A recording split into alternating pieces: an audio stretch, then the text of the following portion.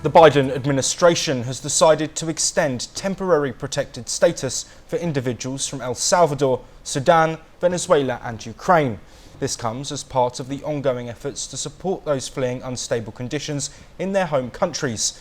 TPS is granted to individuals from countries where the US deems it unsafe to return due to conflict and environmental disasters, as well as other crises. This extension will be valid for 18 months and applies only to those who are currently protected under the programme. The decision is viewed by many as a significant gesture against the anticipated hard-lined immigration policies of incoming President Donald Trump. Trump aimed to end the TPS programme, targeting countries like El Salvador, Haiti and Sudan. In contrast, Biden reversed these policies after taking office in 2021, expanding TPS eligibility to countries like Venezuela and Afghanistan. We'll now go to our correspondent Aditya Wadwan. Aditya, looking at Biden's policy, do you think this does directly contradict what Donald Trump is looking to do, or is there a slightly different tact here? Well, absolutely, Josh. If we see the Biden being a Democrats are often considered as very open. They open up the America's land to outside people. They have been very vocal about the immigration policy. When it comes to problematic countries like Afghanistan and in Sudan, where there is internal turmoil, Biden is known for giving asylum to those immigrants from other countries, whereas Trump has an inward strategy, whereas during his election speeches also, Donald Trump has said that he will throw away all the illegal immigrants that have illegally entered the United States of America from Mexico and other countries. There is a huge contrast when it comes to immigration. There is a sort of slight difference between the policy of the Republicans as well as the Democrats. So now, it seems that this decision might be reversed by Donald Trump because he has taken such a hardline step towards immigration. And let us remind our viewers that this hardline stance against illegal immigration is about Trump's plan to make America great again. So that is all that we know about this so far. Yes, back to you in the studios, George. We are joined by Dr. Sandeep Tripathi, a foreign affairs expert who joins us in the studio. Dr. Tripathi, we are looking at immigration, which has been a contentious topic throughout the election campaigning and in the days and weeks leading up to Trump's inauguration. Do you think this policy that Biden has introduced at the last minute will have much of an impact on Trump and his plans, or do you think this is more of a signal from Biden to sort of throw a last spanner in the works before the incoming president takes office? See, it's very interesting that just before 10 days before Trump is coming to the power, especially in a sword position. But the thing is that the two ideological positions, Republican versus the Democrats. See, the Democrat philosophy is to give the much more liberty, human rights, and all that. So, what Biden is doing, like the extension of this position, for the 1 million peoples. So, I think this is the line of the philosophy of the Biden administration.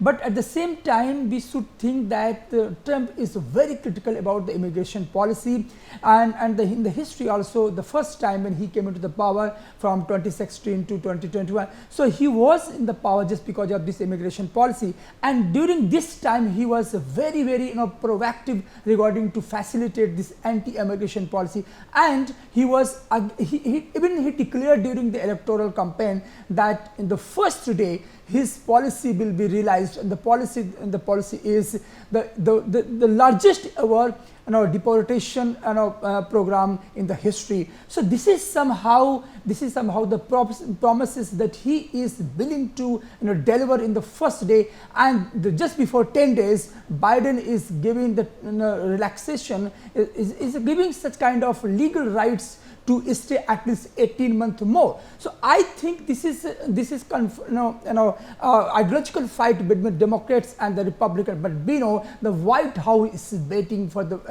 Trump, and Trump is very eagerly waiting for those days to implement his promises that he made during the electoral campaign. And this is the first top electoral agenda of the Trump administration. And Trump administration is eagerly waiting the 20th January. I hope that this kind of Biden's administration step is no longer to be effective in American politics, and Trump will phase out, and this is the signature plan of the Trump, and obviously Trump will benefit from this kind of immigration policy.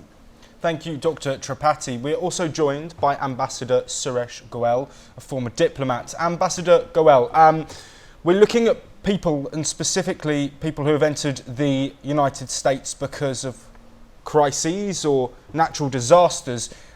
This doesn't directly relate to the sort of illegal immigration that Trump has been talking about, though some Venezuelans may have travelled into the US through the Mexican border illegally.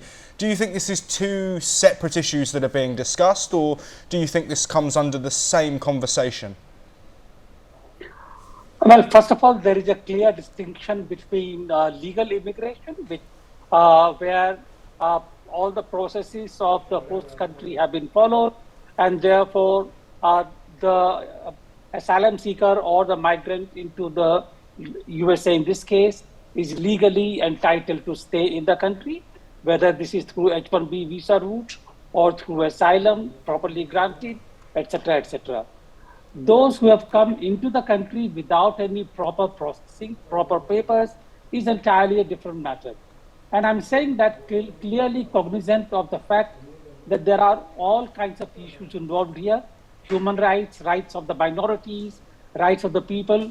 And obviously, if they have left their own native countries to come into the USA, there must have been extenuating circumstances to require to do that. However, coming from India, we have faced the problems of this kind of unbridled migration into the country. They have changed the social dynamics. They have changed all kinds of things. They have become an issue even in terms of the regional and religious and the ethnic based the balances. And therefore, I do think that there has to be some kind of a process followed for migration and before they can be given the citizenship status. India is a very liberal country. I recall that we have more than 10 million refugees from then East Pakistan into the country, and we hosted them. There is any number of Rohingyas who have come from Myanmar through Bangladesh into India, and they are living in India. But the point is that there has to be a process. And Biden, the now president, giving them asylum just 10 days before Trump is to come in, is political decision. He is entitled to it, but I do not know whether it is fair or not. In fact, I would be very, very reluctant to take such a major decision at this time.